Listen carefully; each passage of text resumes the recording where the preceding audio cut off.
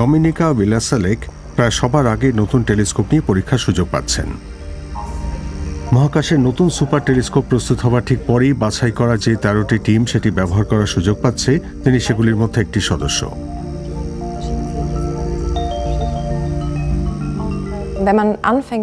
সত্যি, জ্যোতির্বিদ্যা চর্চা শুরু করলে এবং খালি চোখে দেখা রাতের আকাশ যে মহাকাশের ক্ষুদ্র ভগ্নাংশ, সেটা আরো ভালো করে বুঝতে পারলে সম্পূর্ণ ভিন্ন উপলব্ধি হয়। সে বিষয়ে নতুন করে সচেতন হলে এখনো আমার গায়ে কাঁটা দিয়ে ওঠে। ডোমিনিকা গ্যালাক্সির মধ্যভাগে বিশাল ভরসম্পন্ন ব্ল্যাক হোল বা কৃষ্ণ গহ্বর সম্পর্কে বিশেষভাবে আগ্রহী। ম্যাটার বা পদার্থ গিলে নিলে সেই গহ্বর থেকে শক্তিশালী বাতাস বিকিরণ হয়।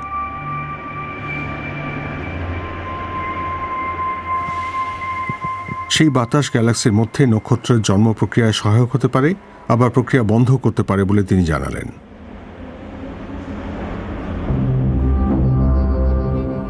গ্যালাক্সির বিকাশের ক্ষেত্রে ব্ল্যাক হোলের ভূমিকা জ্যোতির্বিদ্যার অন্যতম মৌলিক প্রশ্ন।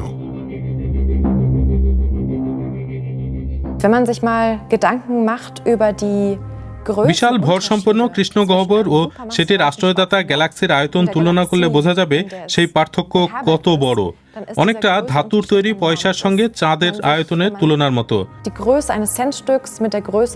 তা সত্ত্বেও সক্রিয় বিকাশের সময় বিশাল ভরসম্পন্ন ব্ল্যাক হোল গ্যালাক্সির উপর বিশাল প্রভাব বিস্তার করতে পারে।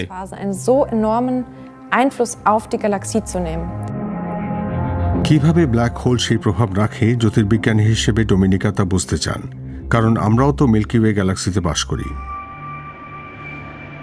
মহাকাশের নতুন টেলিস্কোপ সেই গ্যালাক্সিগুলিকে আরও নিখুঁতভাবে ফুটিয়ে তুলবে। 1200 কোটিরও বেশি বছর ধরে সেগুলির আলো মহাকাশ ভেদ করে এগিয়ে চলেছে। এমন এক সময় সে আলোর বিকিরণ ঘটেছিল যখন ব্ল্যাক হোলগুলি আরও বেশি ম্যাটার গিলে নিত ও শক্তিশালী বাতাস বিকিরণ করত।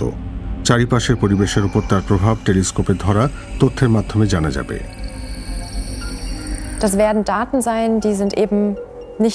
সেই তথ্য শুধু মহাকাশের একটি অংশের ছবির মতো দ্বিমাত্রিক হবে না, বরং 3D তথ্য পাওয়া যাবে।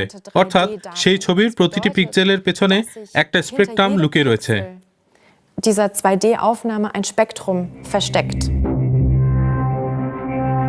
দূরে গ্যালাক্সিতে ঠিক কত পরিমাণ গ্যাস আছে তা স্পেকট্রাম দেখিয়ে দেবে। গ্যালাক্সির গতিবেগ, গতির দিকও জানা যাবে। সেই সব তথ্যের ভিত্তিতে গ্যালাক্সির বিবর্তন প্রক্রিয়া আরও ভালোভাবে বোঝা সম্ভব হবে। ক্যামেরার মধ্যে বসানো ফিল্টার হুইলের সাহায্যে ডোমিনিকা দূরের গ্যালাক্সি পরীক্ষা করবেন। জার্মানির মাক্স প্লাঙ্ক জ্যোতির্বিদ্যা ইনস্টিটিউটে সেটি তৈরি করা হয়েছে। সবাই অধীর আগ্রহে সেই যন্ত্রের প্রয়োগের জন্য অপেক্ষা করছে।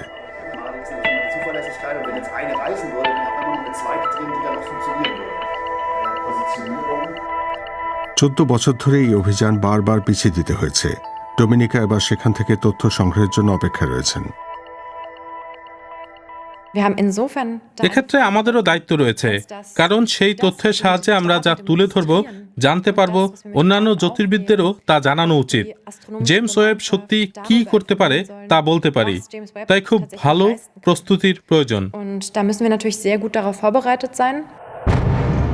মহাকাশে চূড়ান্ত অবস্থানে পৌঁছতে এবং পুরোপুরি সক্রিয় হতে টেলিস্কোপটিকে ধাপে ধাপে অংশগুলি খুলে ধরতে হয়েছে।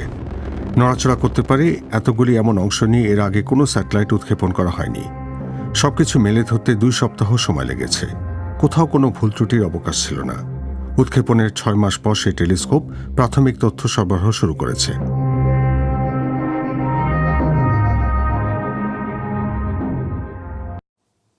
প্রিয় দর্শক, কেমন লাগলো আমাদের প্রতিবেদনটি? আপনার মন্তব্য বা কোনো প্রশ্ন থাকলে লিখুন নিচে মন্তব্যের ঘরে। আর আমাদের সঙ্গে থাকতে সাবস্ক্রাইব বাটনটি চাপুন।